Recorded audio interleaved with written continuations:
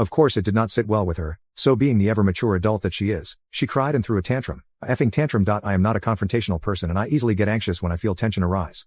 Thank God for grandparents from fiancé's father's side were really lovely people, and OFC my beautiful grandma. They were the main reason why I was able to put up with all the bullshit she was doing. Belittling was one of her hobbies, so it did not come as a surprise when she berated me about my wedding dress, which was gorgeous by the way, and it was handmade by my mom's best friend who's like my second mother. It took a year and 3 months to finish the dress. In short, the dress was really special to me. I never ever raised my voice nor said anything negative about mother-in-law. But the straw that broke the camel's back was when she stole my wedding dress 2 months before the wedding and destroyed it because she didn't like design.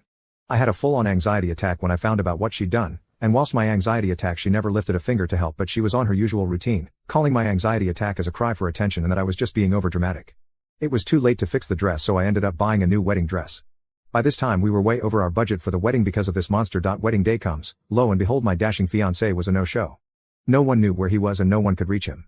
I was devastated, and a crying mess. And of course, mother-in-law thought it was a perfect opportunity to verbally attack and mock me.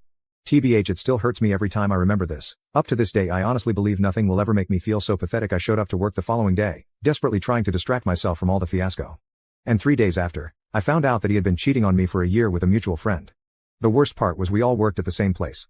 As I said, I am not a confrontational person, so I did my best to avoid them and avoid the drama, but that bitch started tormenting me by purposely showing off how sweet she was, how he treats her like a princess, topped with nauseating public display of affection, and was spreading rumors and talking poop about me just to get me riled up, but it didn't work. Beach, with the help of mother-in-law, started targeting my family. As I mentioned, my family is well respected in our community, and everyone knew what went down between us, so some of our close friends informed us about her malicious comments about our family. Of course, my ex-fiancé, being the ever-spineless beach he is, did nothing and sided with his new beach. I am really close with my grandma. She was the one who raised me when both my parents died. I love and respect the woman. She is an epitome of what a classy woman is. She has this aura that was really kind and comforting but can be very intimidating when the situation calls for it, which is why she is well respected and well loved in our community. She always had a smile on her face and treated everyone well.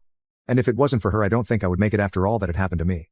So when they started badmouthing her, I was hellbent on destroying her and my spineless and buttless bitch ex-fiancé. I was beyond furious at this point, thus I started scheming on how I planned to drag them down. I talked to my grandma about it, but she convinced me not to do so and that I should just leave our hometown for a while to take a breather and take some time to heal myself, etc. After weeks and weeks of discussions, and I eventually saw how everything that had happened and currently happening was taking a toll on my mental and emotional health, I conceded defeat to my grandma's idea. So I left, didn't contact anyone from the hometown except my grandma. OFC. 2 years passed, and I received an invitation for our high school reunion. By this time, I've been really missing my friends and family, so I decided that it was high time to return and reconnect with my old friends and family. Everyone was surprised to see me, but everyone was really warm and welcoming. It certainly felt like I was back home. Everything was going well. I was in line to get a refill of my drink when I overheard 2 girls blabbering about how my ex's beach was pregnant and the father of the child married man.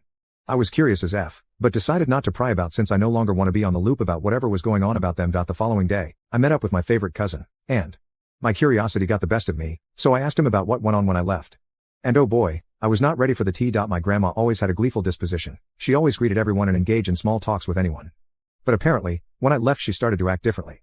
The happy grandma from the next door was gone. She always had a gloomy smile, even the way she talks changed. She talked about how bad she felt for me, how she was hurting so much that her precious granddaughter was going through such a rough time, how it broke her heart knowing that she couldn't do anything to ease my pain. People around us knew grandma as someone who hates to be seen as weak and helpless, thus it was truly a heartbreaking surprise when they saw grandma at such state. Despite her lamenting about my unfortunate situation, she had nothing but kind words for them. Everyone revered me and my grandma for handling the situation ever so gracefully, their words not mine. Despite all the bad blood, we took the high road. People now started treating mother-in-law and ex-fiancé differently. They became a social pariah. After hearing what both of them did and how they treated me, especially mother-in-law, most family members cut their ties with them. Mother-in-law's husband, a good man, but very timid, apparently was my grandma's student, filed for a divorce and declared that CM could have whatever she wanted for the marriage as long as he doesn't have to deal with her anymore. As for ex-fiancé, most of our mutual friends sided with me through the ordeal. X was being groomed to be promoted for a takeover as the department chief, and this was huge because if it went through, X would be the youngest chief in the company's history. But due to what had happened and the fact that his boss, my second mom's husband, was a close family friend of ours, it all went down the drain. X was not fired from his job because boss thought it would be such an easy way out, and because my grandma spoke too. Boss that firing X would be wrong and unprofessional and again playing her sweet old lady card. The beach was caught having an affair with one of her boss. Unfortunately this boss of hers was married. The wife found out about the affair but didn't know who the third party was. Obviously, divorce papers were filed, and both parties agreed that it was a no-fault divorce. Until, the wife received incriminating evidences of both her and the boss which were sent anonymously. Grandma hired a private investigator to collect enough evidence to incriminate both the beach and boss. Not only did the wife sue for 80% of their property, but she also filed case to have her license to be revoked on grounds of moral turpitude. As the investigation went on, they found out that her and boss had been stealing from the company. One thing people did not know about my grandma is that she's really conniving. She knows how to play that sweet lady card all too well.